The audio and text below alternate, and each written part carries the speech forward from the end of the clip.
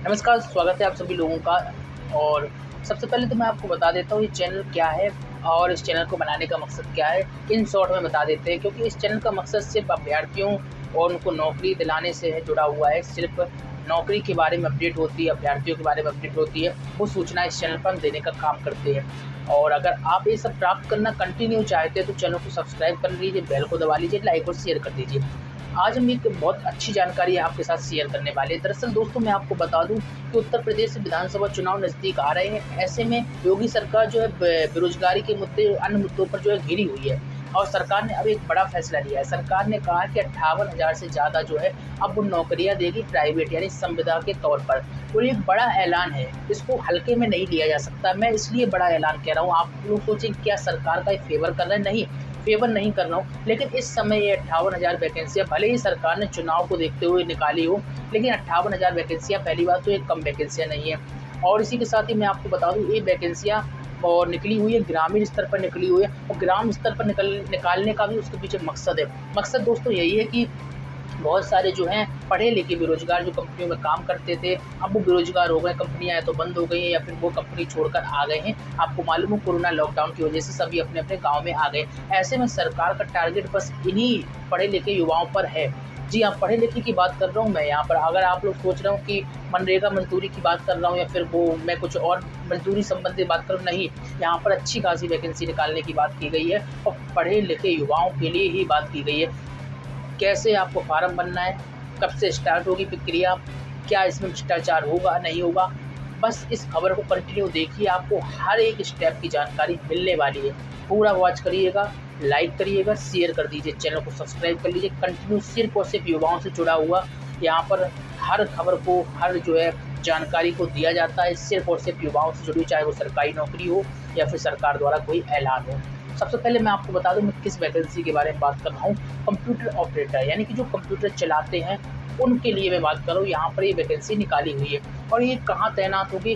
ग्राम में तैनात होगी, यानी गांव में जो है पंचायत होती है वहाँ पर तैनात होगी। सरकार ने, उत्तर प्रदेश की सरकार ने डिजिटल पंचायत बनाने के लिए पहल की है और इसी पहल के तहत जो है ये ग्राम पंचायतों में जो कंप्यूटर ऑपरेटर हैं, एक तरह से सहायक हैं, इनको तैनाती दी जाएगी। और ये क्या करेंगे? गांव में जो लोग हैं, जिस तरीके से आपको मालूम होगा कि बैंकिंग सखी की भर्ती हुई थी और उनका काम था कि महिलाओं को, जो ग्रामीण महिलाएं उनको जानकारी नहीं है, उनका अकाउंट खुलवाना, उनको जो है डिजिटल तरीके से लाभ दिलवाना, ये सब प्रोसेस थी। उसी तरीके से जितनी योजनाएं होगी उसका क्रियान्वयन करना और सब जो प्रोसेस है सरकार की जानकारी का आदान प्रदान करना, वो जो ग्राम पंचायत होगी उसमें जो कंप्यूटर ऑपरेटर तैनात किए जाएंगे, इनका काम होगा। और इसके लिए इनको पैसा मिलेगा। पैसा तो जाहिर सी बात मिलेगा, बिना पैसा के तो जो कोई काम ही नहीं करेगा। कितना पैसा मिलेगा वो तो हम बताएंगे, बीच में रुकिएगा, बीच में आप लोग रहिएगा, लगातार कंटिन्यू रहिएगा, बीच में रुकिएगा मत, क्योंकि बहुत सारी महत्वपूर्ण अपडेट है। कहीं ऐसा ना हो कि आपको महत्वपूर्ण अपडेट ना मिल पाए। तो आपको बता दूं कि 3 महीने के अंदर, 3 महीने के अंदर तो ज़्यादा बता दें, 2 महीने के अंदर ये वैकेंसी फुल हो जाएगी। कहाँ से आवेदन मिलेंगे, कैसे आपको करने होंगे, सब कुछ बताने वाले हैं। लेकिन सबसे पहले तो मैं आपको बता दूं, ये जानकारी जो निकल कर आ रही है आपकी स्क्रीन के सामने भी मैं आपको दिखा रहा हूँ।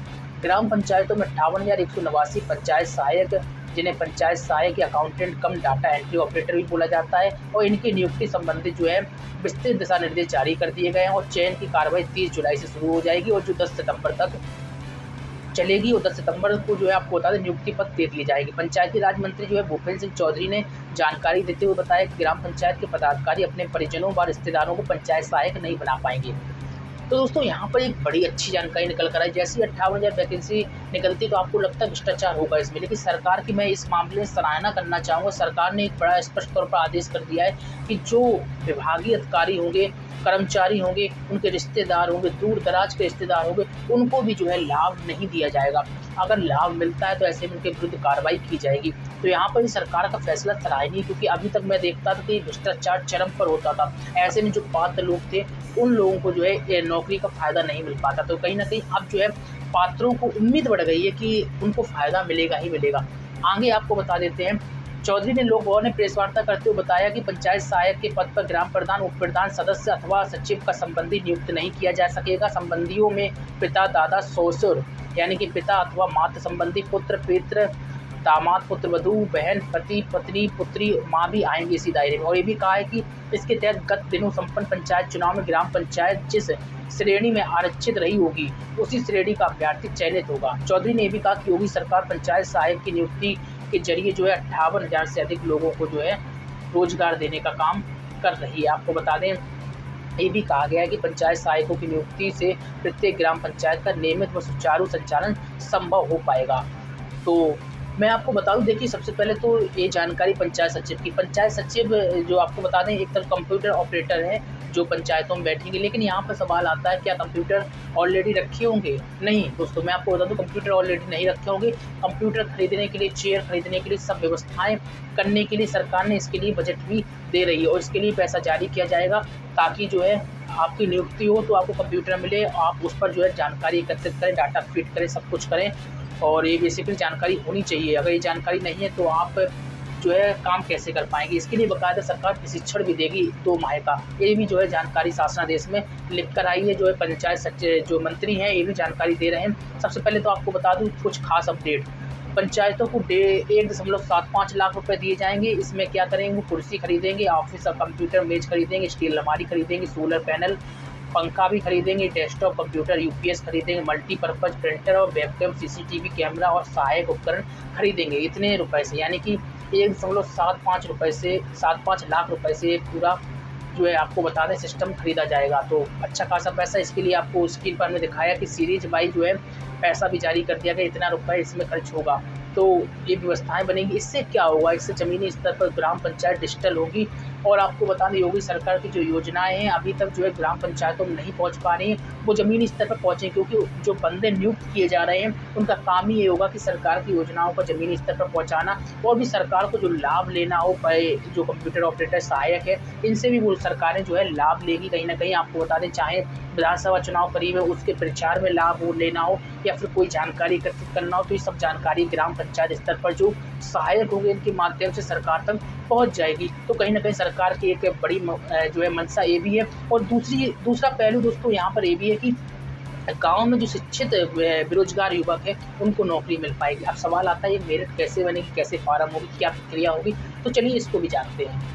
आपको बता दें प्रदेश सरकार ने सचिवालय की स्थापना के लिए ग्राम स्तर पर, दरअसल सचिवालय की स्थापना के लिए ग्राम पंचायत की 1.75 लाख रुपए देगी प्रत्येक ग्राम पंचायत को। इसमें कंप्यूटर, इंटरनेट कनेक्शन सहित आवश्यक सुविधाओं से जो है ग्राम पंचायतें लैस होंगी। और पंचायती राज मंत्री जो है भूपेंद्र सिंह ने बताया कि प्रदेश में 58,189 ग्राम पंचायतें हैं।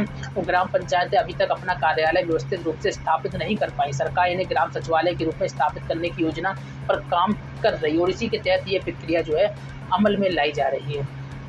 खास बात हम आपको और बता देते हैं, एक बड़ी जानकारी देखिए। पंचायती राज मंत्री भूपेंद्र सिंह ने कहा है कि नियुक्ति से संबंधित दिशा निर्देश जारी कर दिए गए हैं। पंचायत सहायकों का कार्यकाल बढ़ाया भी जा सकता है और एक चयन कैलेंडर भी जारी किया गया है, जिसमें तिथिवार जानकारी प्रदान की गई। आपको बता दूं पंचायत सहायक जो नियुक्त होंगे इनका एक नियत वेतन तय किया गया है। नियत वेतन का मतलब जो है उनका मानदेय पर इनको नियुक्ति दी जा रही है और एक नियत वेतन के तहत 6,000 रुपये इनको प्रत्येक माह दिए जाएंगे। अब ऐसा नहीं कि इससे बढ़कर दिए जाएंगे, इससे कम दिए जाएंगे। एक नियत वेतन तय कर दिया गया कि 6,000 रुपये जो है पंचायत सहायकों को, जो कंप्यूटर ऑपरेटर या आप कुछ भी समझ लीजिए सहायक एक तरफ से जिन भर्तियाँ हो रही इनको नियत जो है मानदेय मिलेगा, वेतन मिलेगा और यह वेतन इनको प्रत्येक माह मिलेगा। ऐसा नहीं है कि 2-3 महीने बाद मिल रहा है, तो प्रत्येक माह इनको वेतन मिलेगा। ये सरकार का कहना है अभी तक की गाइडलाइन के अनुसार। सवाल यहाँ पर ये क्या ये परमानेंट होंगे? तो आपको मालूम होना चाहिए कि संविदा की नौकरी कभी परमानेंट नहीं होती है और हालांकि कार्यकाल बढ़ाया जा सकेगा। अगर अच्छा काम करते हैं तो इनका कार्यकाल बढ़ाया जा सकेगा। पहले मैं आपको बता दूं कि 1 साल के लिए इनको रखा जाएगा। जी हाँ, 1 साल के लिए रखा जाएगा। स्पष्ट तौर पर जो है भूपेंद्र जो है सिंह इन्होंने जानकारी दे दी है। और अगर इनका कार्यकाल अच्छा होता है, किसी प्रकार की शिकायत कंप्लेन नहीं आती है, अगर बीच में शिकायत आती है, कंप्लेन आती है, तो उनको हटाया भी जा सकता है। ऐसा नहीं कि ये परमानेंट होगा कि 1 साल ही तक रहेंगे, 1 साल से पहले इन्हें हटाया भी नहीं जा सकता। ऐसा कुछ भी नहीं, इन्हें हटाया भी जा सकता है। और इसी के साथ अच्छा काम करने वालों को 1 साल के बाद प्रमोट भी किया जा सकता है।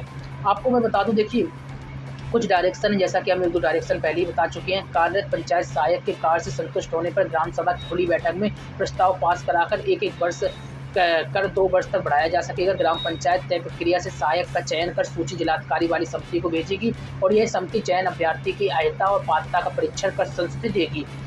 और आपको बता दें यह सूची में कोई बदलाव नहीं कर सकती। यदि पंचायत द्वारा चयनित अभ्यर्थी द्वारा तय योग्यता पूरी नहीं करता है तो पंचायत जो समिति पंचायत की है फिर से चयन के लिए कहेगी। अर्हता व योग्यता पूरी करने वाले 18 से 40 वर्ष के ग्राम पंचायत के निवासी आवेदन कर सकेंगे। SC/ST के लिए 5 साल की छूट है। तो बड़ी महत्वपूर्ण जानकारी निकल कर आ रही है। आवेदन मिनिमम तो 18 है, मैक्सिमम 40 है। इसमें भी जो है आपको बता दें आरक्षण के तहत 5 साल की छूट दी गई जो आरक्षण के प्रावधान है। तो कहीं ना कहीं बड़ी खबर है। और इसी के साथ ही मैं आपको बता दूं अब प्रोसेस क्या होने वाली है, कब से आवेदन प्राप्त होंगे और कब तक जो है नियुक्ति प्रक्रिया दे दी जाएगी। इसके बारे में जो प्रोसेस सरकार ने जारी की है वो हम आपको स्क्रीन के सामने दिखा रहे हैं। आपको बता दूं पंचायत सहायक का कैलेंडर ये है कि 30 जुलाई से 1 अगस्त ग्राम पंचायत सूचना पत्र और मुनादी के जरिए आवेदन आमंत्रित किए जाएंगे। 2 अगस्त से 17 अगस्त DPRO कार्यालय, ब्लॉक कार्यालय और ग्राम पंचायत में आवेदन लिया जाएगा। वहीं उसकी पावती यानी कि रसीद दे दी जाएगी। 24 अगस्त से 31 अगस्त तक ग्राम पंचायत आवेदन पत्रों की श्रेष्ठता सूची तैयार कर प्रशासनिक समिति से अनुमोदित कराएगी और जिला स्तरीय समिति को अनुमोदन के लिए भेजेगी। 1 सितंबर से 7 सितंबर तक जिलाधिकारी की अध्यक्षता वाली समिति चयन सूची का परीक्षण कर प्रस्तुत करेगी यानी संस्तुति देगी। और वहीं आपको बता दें 8 से 10 सितंबर के बीच ग्राम पंचायत द्वारा पंचायत सहायक की नियुक्ति पत्र का जो है वितरण कर दिया जाएगा। तो ये प्रोसेस जो है सरकार द्वारा जारी की गई, इसी प्रोसेस के अनुसार जो है प्रत्येक जनपद पर काम होंगे। और इसके लिए आपको बता दें चयन सिलेक्शन क्या हो, सिलेक्शन प्रोसेस क्या है। बहुत सारे मैं इंतजार कर रहा हूँ काफ़ी समय से। सिलेक्शन प्रोसेस सरकार ने मेरिट बेस्ड रखी है। मेरिट बेस्ड का मतलब क्या हुआ, हाई स्कूल इंटर के अंकों के आधार पर सिलेक्शन किया जाएगा। जिसके ज़्यादा अंक आएंगे, जिस भी ग्राम पंचायत में जो आवेदन करेंगे उनको जो है वरीयता दी जाएगी। अब यहाँ पर एक संशय की स्थिति ये है कि किस ग्राम पंचायत में कितनी वैकेंसियाँ हैं वो तो सरकार ने अब स्पष्ट तौर पर किया नहीं है। हालांकि जो है जनपद स्तर पर आपको मालूम चल जाएगा कितनी वैकेंसियाँ जहाँ से आप आवेदन करेंगे। तो इस तरीके से जो है भर्ती प्रोसेस होने वाली है और सितंबर तक सब कुछ कंप्लीट हो जाएगा। क्यों हो रहा है ये आपको मालूम है। 2 पहलू हैं इसके, एक तो विधानसभा चुनाव करीब है, दूसरा पहलू आपको बता दूं कि सरकार चाहती है कि ज़मीनी स्तर पर जो ग्राम पंचायत है यहाँ पर एक सचिवालय हो, जो सरकार का सचिवालय हो। मतलब सरकार को जो योजनाएं ज़मीनी स्तर पर पहुँचानी है लाभार्थियों तक, ग्रामीणों तक जो है उन तक पहुँच सके और इसी के साथ ही सरकार भी मॉनिटरिंग कर पाए। इसके लिए सरकार प्रत्येक पंचायत को जो है 1,75,000 रुपये भी देगी और इसी के साथ ही सहायकों की भी जो है भर्ती की जाएगी। अब ऐसे में मैं आपको बता दूं कि एक बुरी खबर भी इसमें निकल कर आ रही है। सरकार वैसे मान लीजिए 6,000 रुपये में भर्ती आप कर रहे हैं तो कहीं ना कहीं सरकार जो है इतने सारे पद आपको मैं बता दूं निकलते ये पद सरकारी पद निकलना चाहिए थे इतने सारे पद, लेकिन सरकार ने क्या किया, सरकारी पद ना निकाल के सरकार ने समझा जब हमारा काम 6,000 रुपये में बन रहा है तो हम क्यों जाकर 30, 35, 40,000 रुपये जो है बाबुओं को देंगे, क्यों भर्ती करेंगे।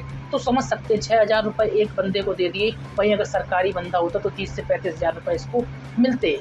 अब सरकार का 6,000 में काम चल रहा है तो इतना पैसा क्यों खर्च करेगी सरकार, तो समझ सकते हैं सीधे तौर पर। और आपको बता दूं इतनी भारी संख्या में जो है सरकार भर्ती भी निकाल नहीं सकती क्योंकि सरकार के राज्य के खजाने से जो है पैसा जाएगा।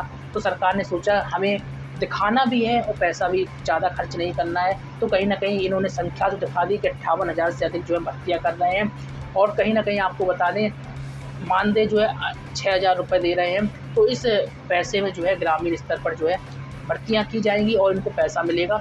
लेकिन कहीं ना कहीं ये जो